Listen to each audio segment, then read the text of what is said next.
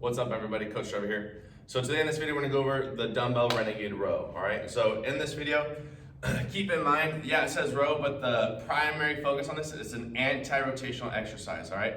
And then what that does, it helps activate the core, so you're not rotating your spine at all, so you wanna be staying square on it, and on top of that too, it activates little muscles within your spine that help stabilize the spine and also keep discs in place and all that good stuff, right? Keeps people healthy in the long run. So for this one, the weight doesn't have to be heavy, right? If anything, dude, like you can be super light. They could be like 5-pound dumbbell weights. Just go slow at tempo, and it could pretty much do the exact same thing. All right, so it doesn't have to be heavy at all.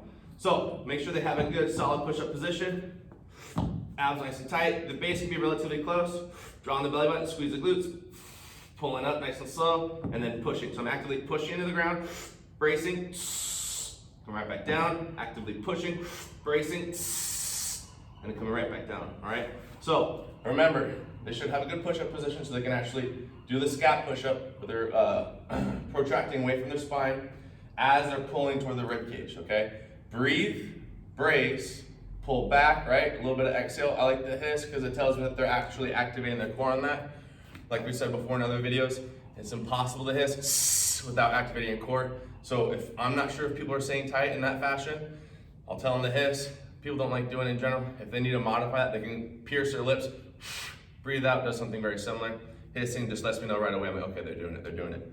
And of course, this is like a plank variation. We're watching their spine, back's not overarching. If their lower back's bugging, that means they're probably arching the lower back. If it's over round or something like that, and it's bugging, you probably need to go see someone else, more like a physical therapist on that portion of it, just because yeah, that's out of our realm. We don't even need to deal with it, okay? But the most common one is the extension-based one, and that means that they can't control their pelvis. We need to put them back down the ground, teach them pelvic tilts, match those pelvic tilts, put them in a regular plank, don't even have them do these guys, regular plank, adjust them in a good position, and then go from there, all right? So remember, it's anti-rotational exercise. On this one, I want my hips square, boom, not rotating like this, busting up like this. So when I'm switching, and I'm picking up my hand and I'm pulling it back, my base, my lower body doesn't change at all, okay? And sometimes when you're coaching someone, you kind of have hands just above their pelvis like this, their low back, and if they're coming up, I'm like, don't touch my thumb. If they touch their thumb, you're giving them cues, and they're giving them feedback to when they're moving in their position, all right? So keep that in mind. This is a core exercise, not a row, right? It works back and lats a little bit, but not that much, all right? It's more for core.